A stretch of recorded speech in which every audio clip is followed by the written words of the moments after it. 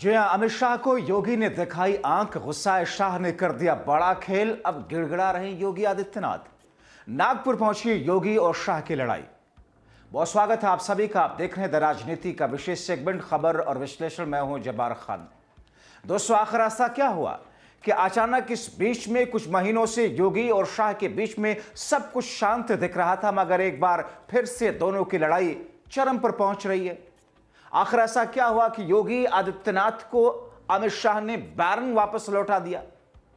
आखिर ऐसा क्यों हुआ कि योगी आदित्यनाथ ने जिस काम के लिए जो लिस्ट भेजी अमित शाह के पास में, अमित शाह ने उस लिस्ट को खारिज करते हुए वापस कर दिया? और क्या शाह और योगी की लड़ाई अब नागपुर पहुंच रही है, मोहन भागवत के सामने है? आखिर वो आरएसएस और मोहन भागवत जिसे भारतीय जनता पार्टी के मोदी, शाह और नड्डा ने पहले ही आईना दिखा दिया था, क्या अब मोहन भागवत इसमें कुछ हस्तक्षेप कर पाएंगे? आखिर अखिलेश यादव इन तमाम चीजों को लेकर के किस किस्म की प्रतिक्रिया दे रहे हैं, दोस्तों आपको विस्तार से बताते हैं। दोस्तों, 25 फरवरी गजब खेल हुआ। उत्तर प्रदेश के मुख्यमंत्री योगी आदित्यनाथ और अमित शाह एक बार फिर से टकराव की स्थिति। और इस बार टकराव जिस किस्म की है, जिस चीज पर है, वो चौंकाने वाला है।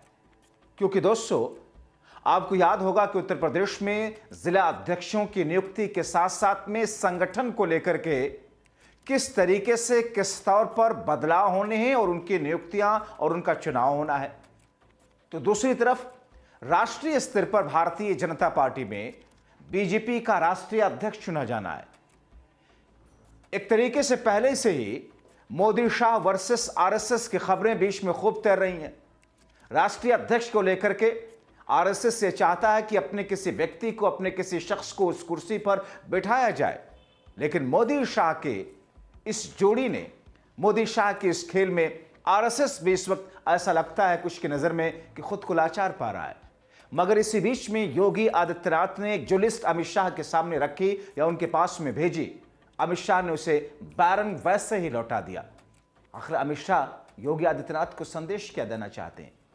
दोस्तों, उत्तर प्रदेश में 75 जिलों को लेकर के जिला अध्यक्ष और पार्टी के संगठन का चुनाव, उसको लेकर के नियुक्तियां, और इसमें भारतीय जनता पार्टी के आला कमान के ही चुने गए उन बड़े नेताओं के ही साथ बैठ करके उत्तर प्रदेश की योगी आदित्यनाथ, उत्तर प्रदेश के मुख्यमंत्री योगी आदित्यनाथ ने एक लंबी चौड़ी लिस्ट तैयार की। 75 में से 70 जिलों को लेकर के उन्होंने लिस्ट फाइनल कर ली। लेकिन अमित शाह और मोदी के पास में जब वो लिस्ट पहुंची तो उन्होंने उसे खारिज कर दिया एक झटके में। कहा, योगी आदित्यनाथ को कहिए कि इसे ले जाए, फिर से बना करके लाएं। इसमें दलितों की भागीदारी बढ़ाएं, इसमें महिलाओं की भागीदारी भी बढ़ाएं।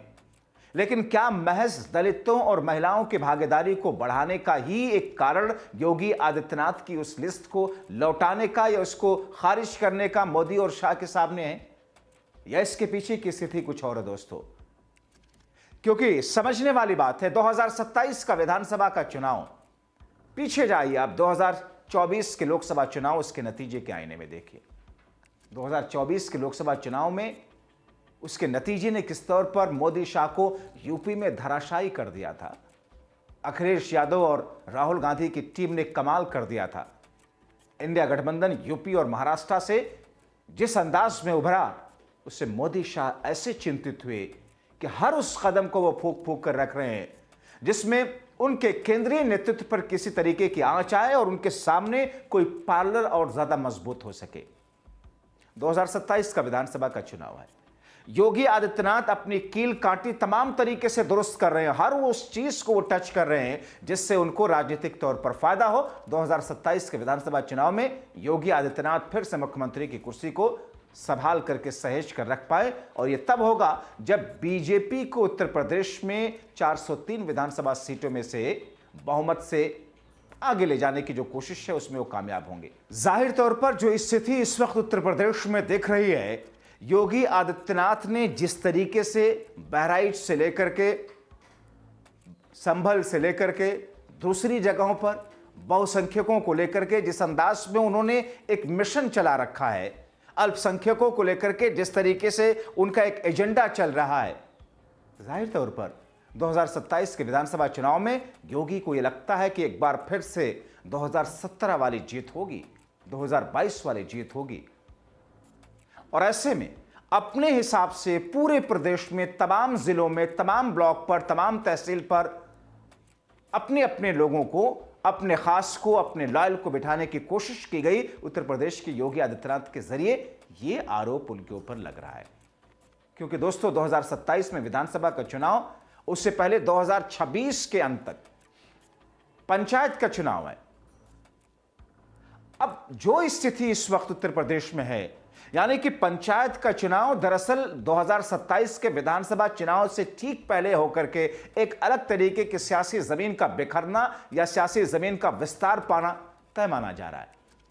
अब ऐसे में जो खबरें हैं, कहा यह जा रहा है कि मोदी और शाह को चकमा दिया था 2024 के लोकसभा चुनाव में योगी आदित्यनाथ ने, क्योंकि योगी आदित्यनाथ की केंद्रीय नेतृत्व के साथ में, खासतौर पर मोदी अमित शाह के साथ में एक अलग तरीके का प्यार है, एक अलग तरीके की अनबन कह लीजिए, एक अलग तरीके का टसल कह लीजिए। और बहुत सारे लोगों ने इस बात का आरोप लगाया, राजनीतिक जानकारों ने, कि योगी आदित्यनाथ की सहभागिता उस स्तर पर नहीं थी लोकसभा के चुनाव में। और कई लोग तो यहां तक कह गए कि योगी आदित्यनाथ ने अनदेखी कर दिया या चुनाव को लोकसभा में केंद्रीय नेतृत्व को कमजोर करने के लिए, क्योंकि योगी को पता था सरकार तो एनडीए की या सरकार तो बीजेपी की बनेगी, लेकिन केंद्रीय नेतृत्व को कमजोर करने के लिए योगी आदित्यनाथ ने उत्तर प्रदेश में लोकसभा चुनाव में वो सतर्कता नहीं दिखाई, वो उस तरीके की तैयारियों में नहीं लगे। बहुत सारे लोग इस बात का, राजनीतिक जानकार, योगी पर सीधा सीधा आरोप लगाते हुए दिखे।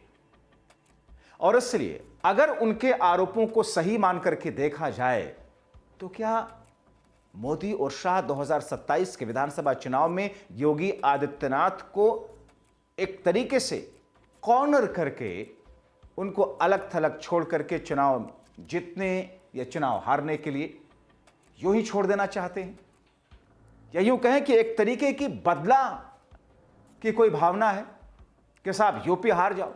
क्योंकि योगी आदित्यनाथ मोदी के बाद कौन में सबसे ज्यादा फिट बैठते हुए दिख रहे हैं। कहा यह जा रहा है कि अमित शाह मोदी के बाद कौन, मोदी के बाद अमित शाह के फॉर्मूले पर अमित शाह चल रहे हैं। मोदी के बाद कौन, मोदी के बाद योगी के फॉर्मूले पर योगी चल रहे हैं। और ऐसे में अगर योगी आदित्यनाथ 2027 के विधानसभा चुनाव में शिकस्त पाते हैं, मुख्यमंत्री की कुर्सी नहीं ले पाते हैं, तो फिर उनका केंद्रीय नेतृत्व के स्तर पर, उनका मोदी के बाद कौन वाले में, वहां से उनका पत्ता कट सकता है। और ऐसे में मोदी और शाह के बीच का टसल सिर्फ इतना ही नहीं है। जिस वक्त 2014 के लोकसभा चुनाव से पहले मोदी और शाह दिल्ली, केंद्र की राजनीति में दिल्ली पहुंचे और उसके बाद से लोकसभा चुनाव बम्पर तरीके से जीता गया, मगर विधानसभा का चुनाव 2017 का और उसके बाद योगी आदित्यनाथ को यकायक अचानक मुख्यमंत्री बना करके पेश किया गया, उसके पीछे कौन थे? क्या मोदी और शाह थे? क्या उसके पीछे संघ था? या उसके पीछे योगी आदित्यनाथ की उत्तर प्रदेश में अपनी धमक थी जिसकी वजह से वो कुर्सी ले पाए थे? और उसके अलावा कुछ और ऐसी चीजें हैं जिसके बुनियाद पर शाह और योगी के बीच में एक अलग तरीके की टसल चलती हुई दिख रही है।